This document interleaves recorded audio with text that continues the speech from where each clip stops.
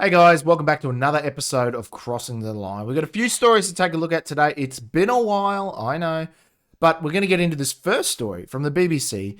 England is at it again. The entire empire of the United Kingdom has fallen, and I think it's about time America and maybe Australia join in and we invade. We need to conquer England, get them back their country, get them back their rights, and I know it might seem a bit brash, but after we've taken them, we can possibly take Canada, and just lend a hand to all these countries that have just fallen under their version of socialist dictatorship. Basically, that's what they're doing. It's turned into a dictatorship. The BBC has a story here. You've probably seen it on the news.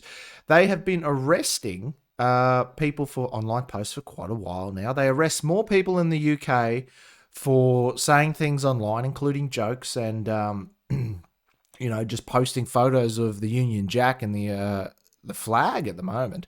But they've been arresting more people than Russia.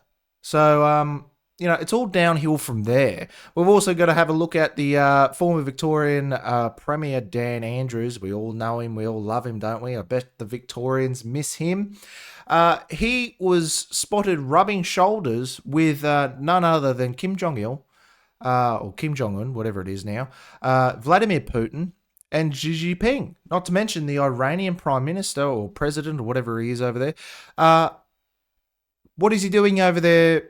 Why is he rubbing shoulders with those kind of people? I think we all know it's because he is his own little tin pot dictator from Victoria, and he's missing out on he's missing stepping on the throats of Victorian people, and he just had to go and get his little fix with the military parade.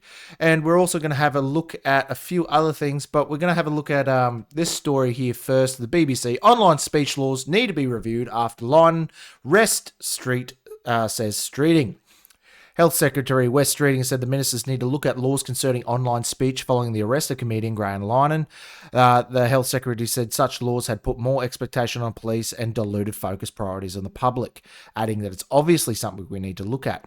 Streeting told the BBC it was very easy for people to criticise police who were the only enforcing the law that had been passed by the MPs, saying ministers wanted officers to focus on street crime rather than posts on social media. How about you go and look at the mass amount of stabbings that you have over there, the terrorist attacks, the other things like incest, the massive amount of incest that's happening in a certain population in the UK there. But no, we're going to go and arrest comedians for saying something online that you don't agree with.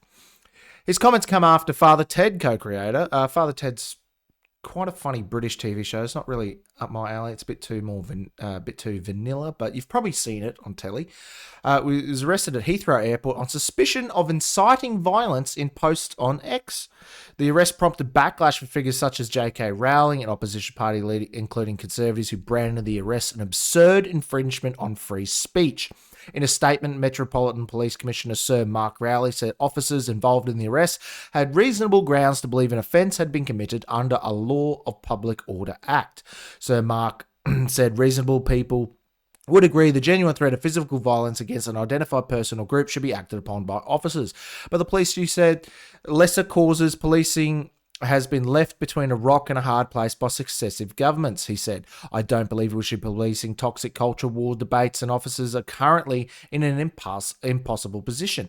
Well, you're not, because you don't actually have to send your officers out to arrest people for making a joke online. You don't actually have to send them out like jackbooted brown shirts to go and beat people into submission for saying something that you don't like. You don't have to drag little old men and little old ladies out of their homes for posting about how they want to, possibly go to a protest, or they disagree with certain flags being flown, or they agree with their own flag being thrown. You don't have to waste taxpayer money on that. You just tell them you're literally in charge. When asked about Linen's arrest, Prime Minister questions Sir Keir Starmer said, "We ensure police focus on the most serious issues." Oh, totally. That's what you're doing there. That includes tackling issues of antisocial behaviour, knife crime and violence, the Prime Minister said.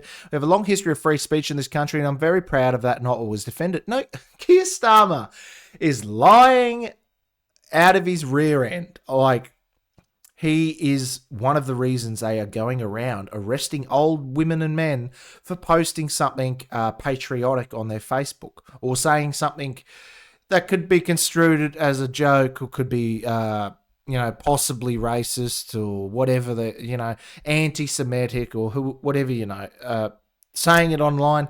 It's not even that bad. Like, people are literally getting arrested for hanging flags in the UK, hanging the English flag, hanging the Union Jack, they're getting arrested for it.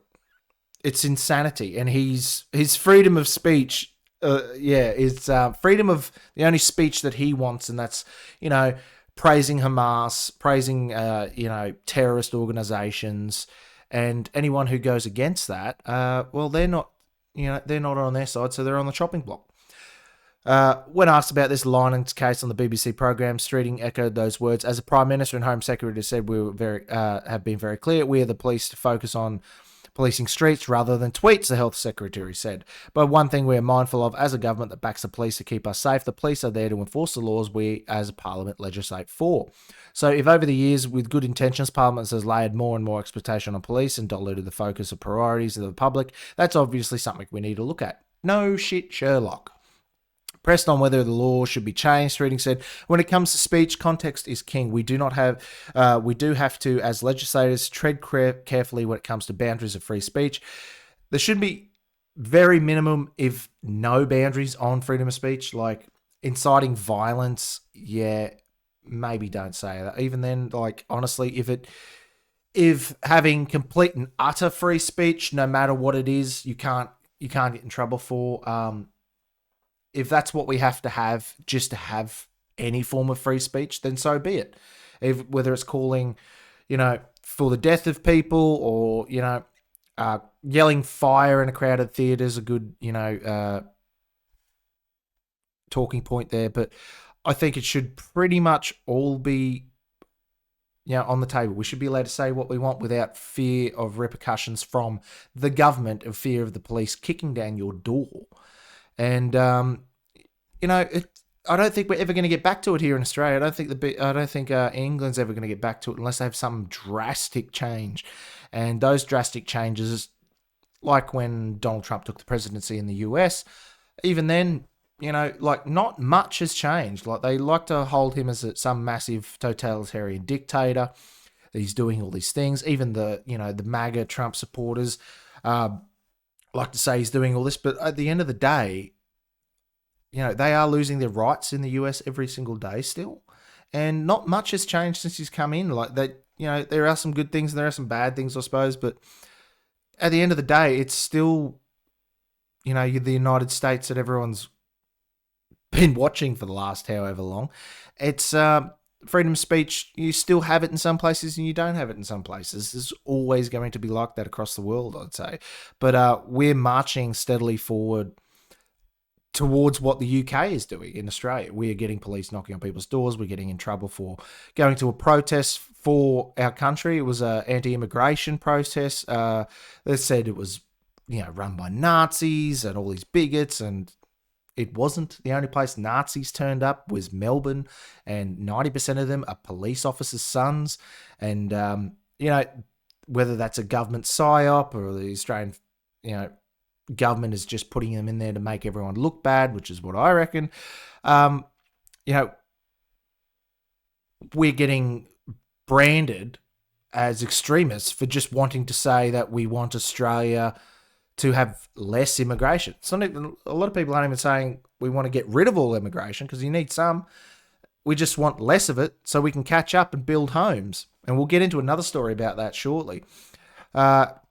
Mr. Lyman, 57, said he detained by five armed officers at Heathrow Airport after flying in from the US. He said in an online Substack article that officials had become concerned for his health and took him to hospital.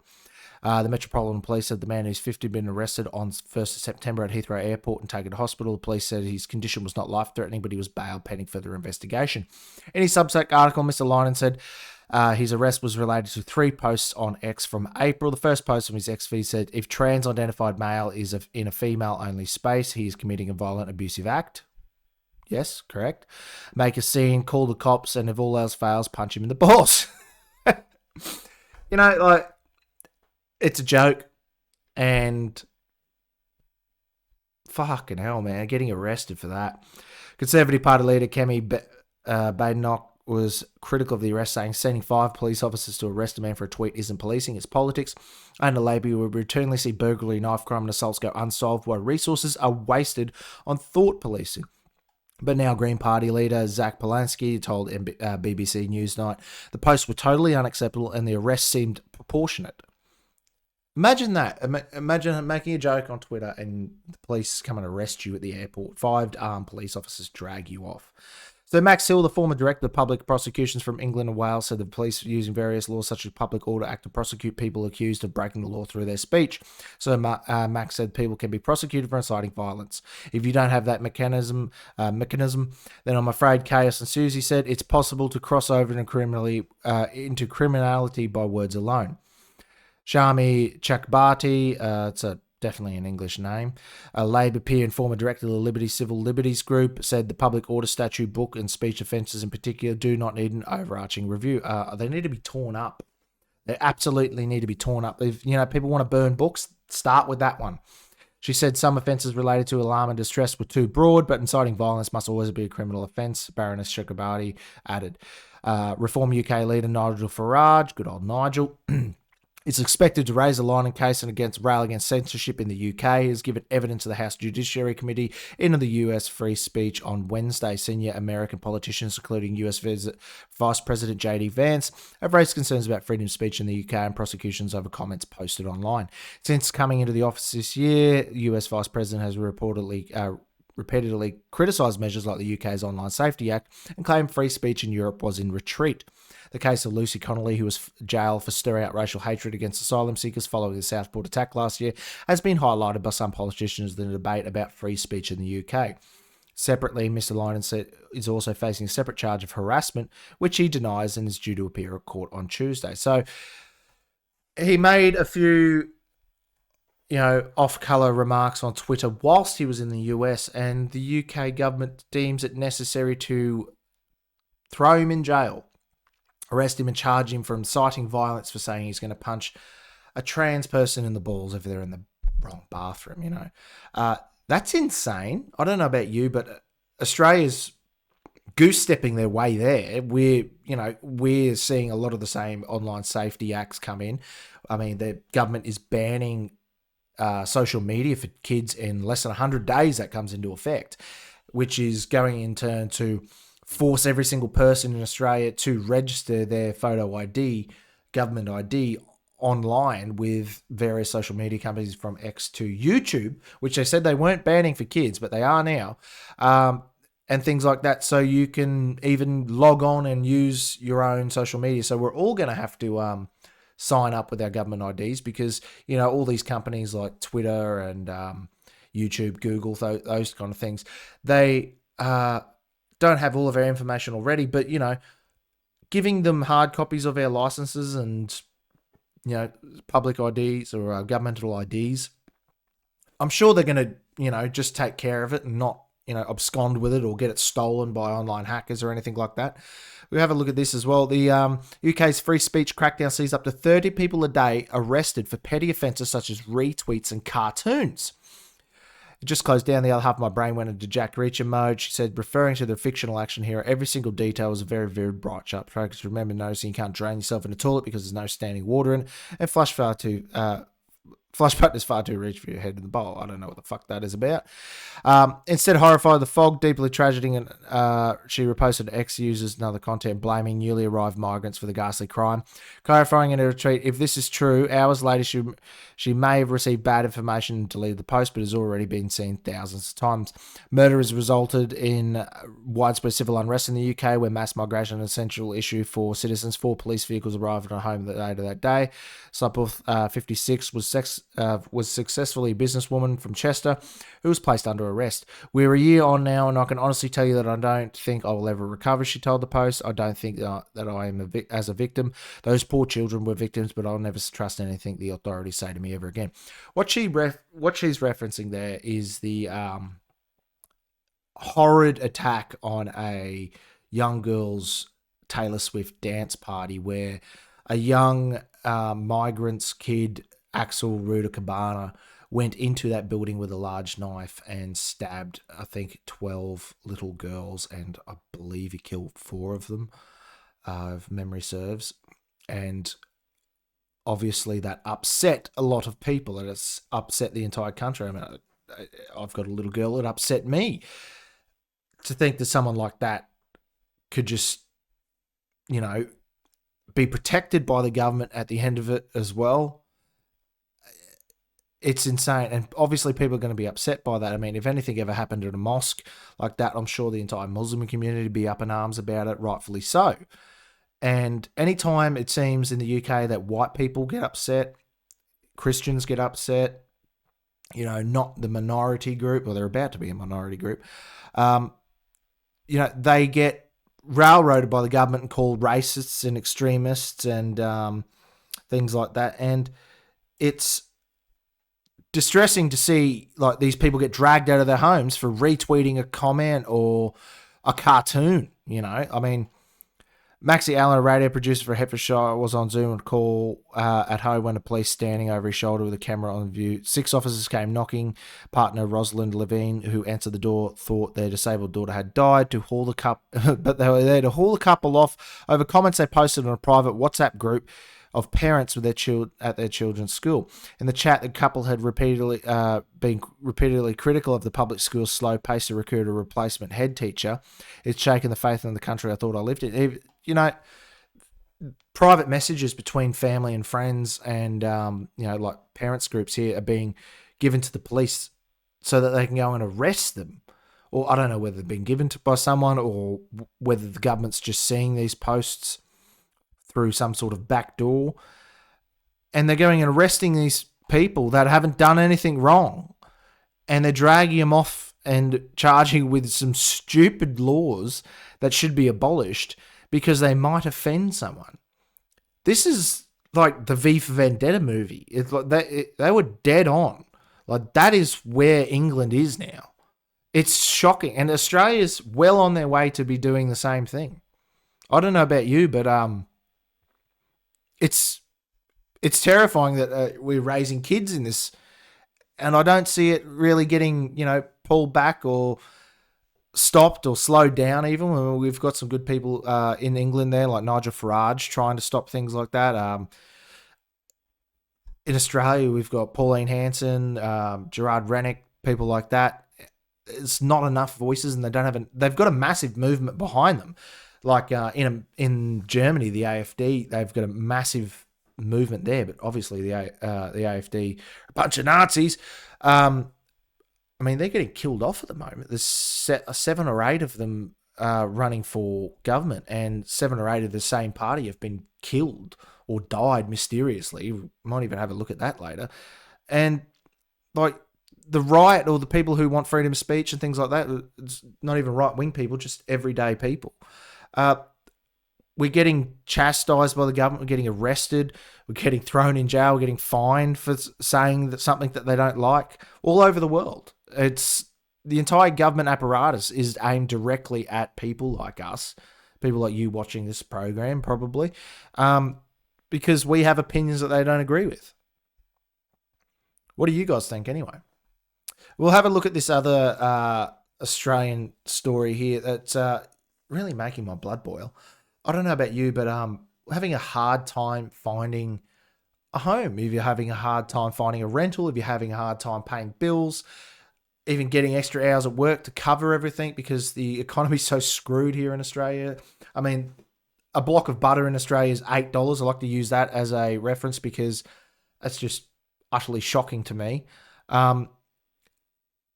And a lot of it is in the wake of a massive influx of migrants or immigrants coming from other countries, mainly India, and flooding our shores, taking extra homes away from people who've been here looking for homes for decades or years. And they're flooding the market, making it impossible for, you know, kids get into an entry-level rental. People are living with their parents a lot longer. People are living in caravans. People are living homeless underneath bridges and under shopping centres. And the Albanese government is doing everything they can to make it worse. Absolutely everything. If they could make it worse, they're gonna. If they can come up with a plan to do something where it's going to screw us over and make the housing crisis even worse, they're going to do it. Like the 5% deposit on a home. No one can afford 5% of a $2 million home, because that's what they are. It's $1.5 million to probably $800,000 for a home. 5% of that is still, impossible for people who are paying $800 a week rent, $700 a week rent. And then not to mention every 4 bags of groceries cost you $200.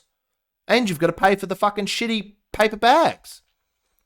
But Albo's going to fix it, because this massive influx of immigrants coming from India, they need somewhere to live, don't they? So India's bold proposal to fix Australia's housing crisis by building 1 million homes here and sending skilled and unskilled workers to help. Here we go. Daily Mail. A senior member of the Indian government has made a surprising proposal to help Australians tackle housing crisis, suggesting India could help build 1 million homes across the country. Comments came from India's Commerce and Industry Minister Piyush Goyal. I don't know if I'm pronouncing that right. Probably not. During a meeting, the United Arab Emirates trade design delegation in Mumbai on Sunday, Goyal described the initiative as a $500 billion opportunity and claimed India was in deep negotiations with Australia to deliver a massive housing project. He added that Australia is open to welcoming Indian professionals, including masons, electricians, plumbers, and other trades, while also offering financial support to help businesses establish themselves. Does this sound like a scam to get another couple of 100,000 Indians into the country? Does it? Is it just me? He added that Australia is open to welcome Indian professionals, including masons. No, we're not. We're not. We're not. We literally just had a march about immigration in this country, that we want to cut immigration to sustainable levels. It wasn't just about that. It was about the massive amount of price gouging the shopping centres are doing. It's a massive amount of taxes that the government is eking out of us. We're just not happy. Every level, every sense of the word, we're not happy with the state of Australia. And they're trying to, this is gaslighting us, saying that we're happy and we're welcoming. We're not. Fuck off. We don't want however many Indians to come into Australia to build homes, because when they're in here, they're going to be living in those homes. We don't have houses to put these skilled and unskilled workers in so they can build a home. We have enough builders here in Australia. That's not the issue. They want to build homes here in Australia. You want to really, really open up the market so we can build homes? Local councils need to get together and start getting rid of the red tape. They need to get rid of the green tape as well. They need to get rid of all these massive amounts of taxes that they have on the home. Building a home is something like 40 or more % of the cost of building a home is tax. It's insane. You want to make it so that we can build homes quicker? How about you get rid of tax on overtime for tradies? Get rid of tax on overtime for tradies. Get rid of it. Fuck it off. Get rid of it. Also, you're wondering about who's going to pick our fruit? Do the same. If you're an Australian citizen, you don't get taxed if you work in a certain few industries. I reckon it's a great idea. If you work in the fruit picking, dairy, farming industry, and you're an Australian citizen, not on a visa, if you're an Australian citizen, you work in any of those industries, get rid of the tax. Get rid of it. They're critical to our infrastructure. They're critical to our country. We need them. We need people to pick our fruit. We need people to grow our veggies. We need people to raise our cattle, milk our cows. Get rid of the tax on their income. I don't care. It can't be much. Raise the tax on, I don't know, politicians' income. Get rid of their income as well. It'll even it out a little bit. Stop paying Dan Andrews $300,000 a year to go and play puppet dictator over in China and, rub shoulders with Xi Jinping and Kim Jong and Vladimir Putin, Take the money from somewhere else that we're wasting. Stop sending money overseas for gay transgender surgeries in fucking Mumbai or something. I don't know. Figure it out. It's insane. You bringing in people to build houses to build houses for us when we don't have houses for those people to come in here. How is that going to solve anything? He added, they are willing to allow you to take all the different technical expertise, whether professional or skills are required to build those million homes, he said.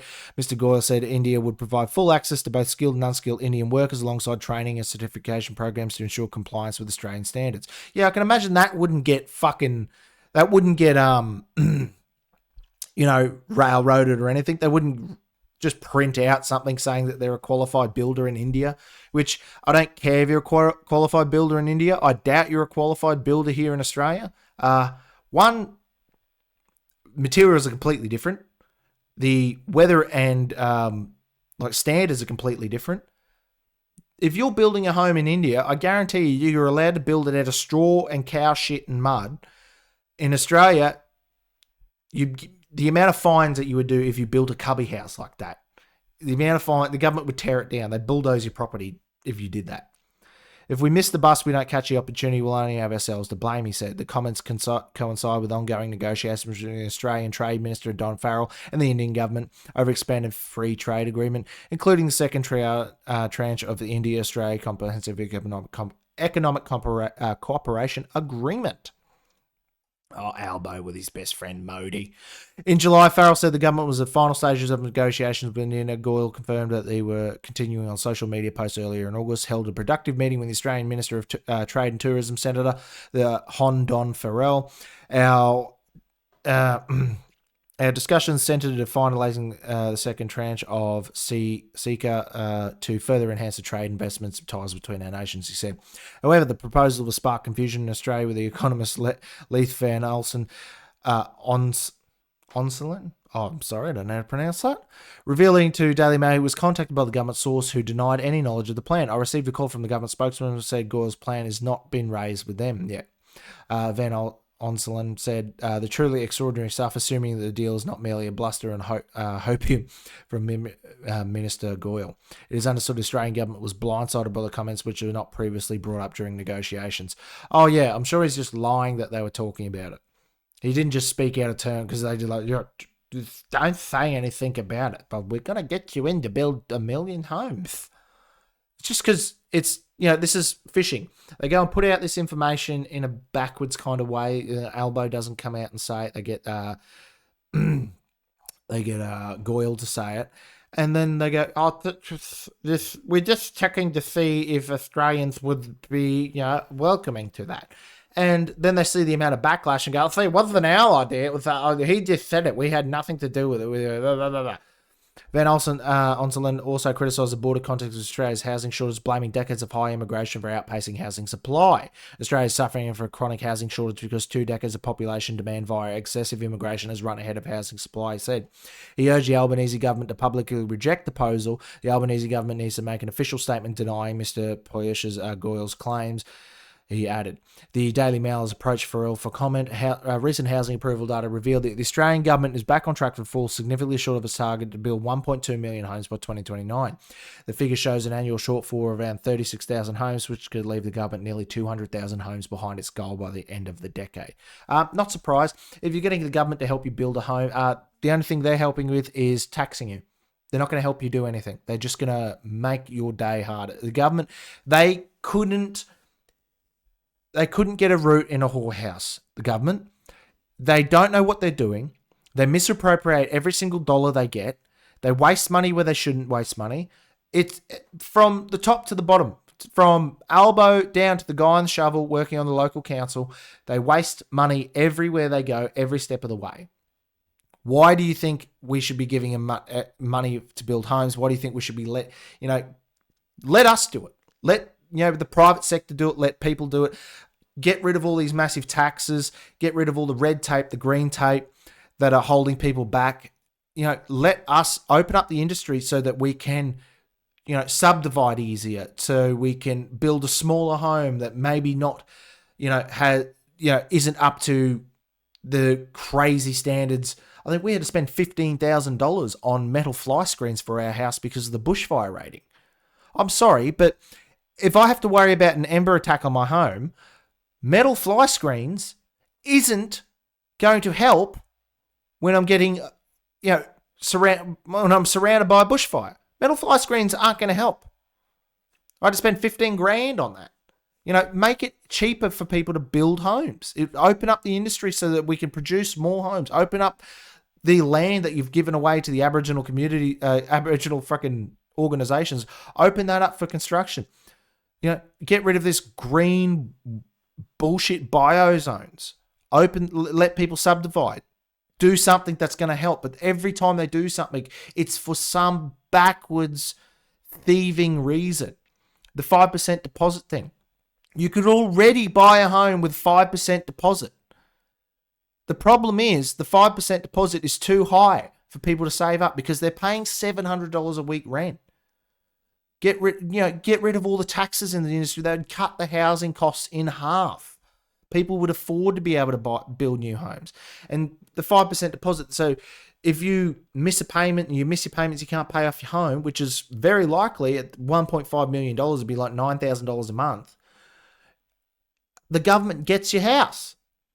At the end of the day, the government's got your house because they're acting as your co-signer. So if you can't pay the mortgage, the government gets your house.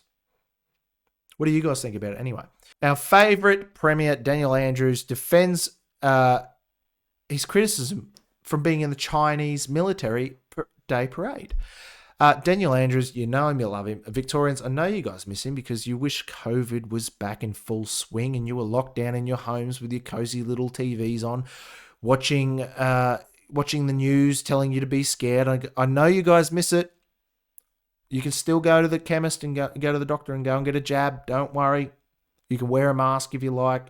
It's a bit hard to drink your soy latte through a mask, I know, but you can just maybe Zoom or Skype your way into work or school.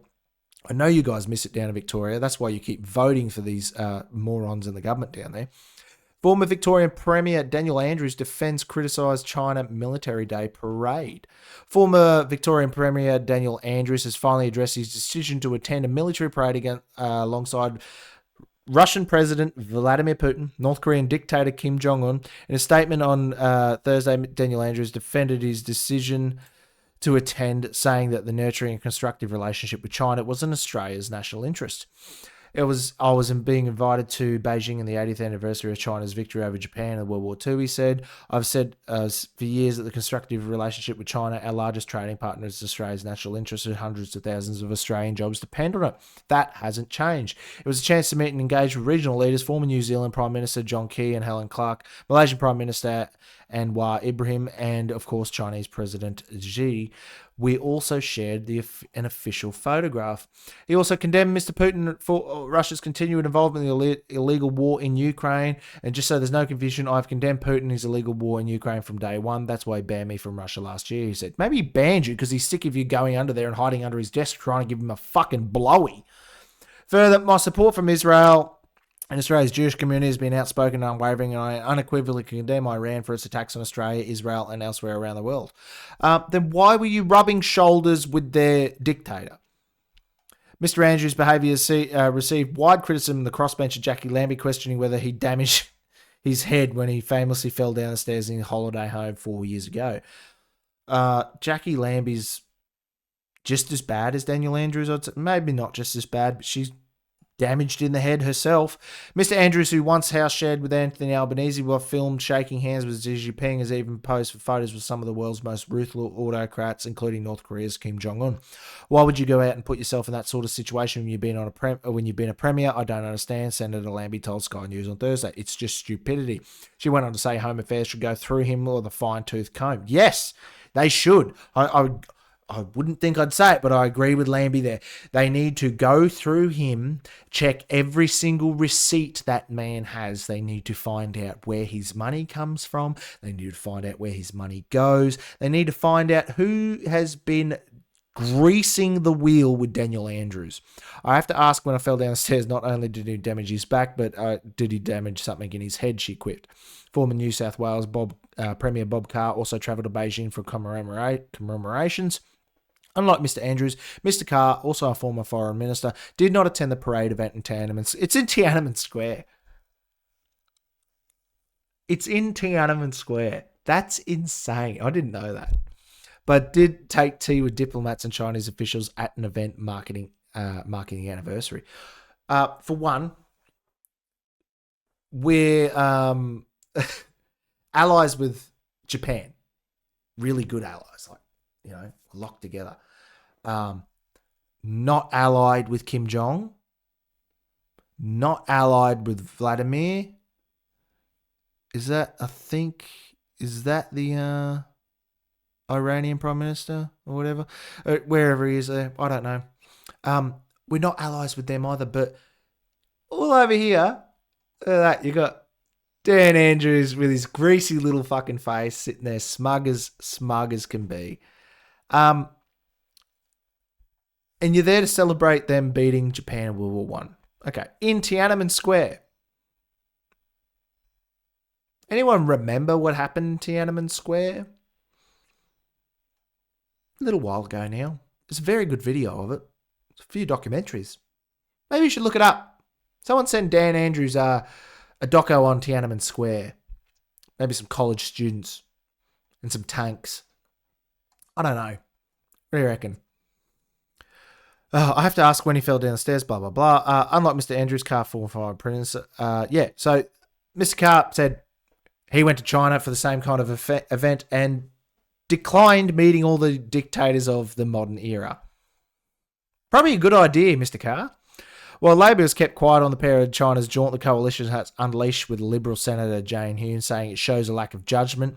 It was clearly a sign of military might, display of military quite threatening in its intentions, and he was standing alongside with some of the most unsavoury characters from right around the world, the Victorian Senator told Channel 9 News. He had a diplomatic support. I think it'd be an issue when he went there as a private citizen or not. I think it just shows a lack of judgment. Meanwhile, Susan Ley called Anthony Albanese to come out and show moral clarity and call out his former housemate. I know that Prime Minister Daniel Andrews has been close, she told Sky, after they worked together on a strategy leading to the election campaign. Old flatmates stick together. That's not the only type of meat that he puts in buns, right? God, those two people are just the worst people.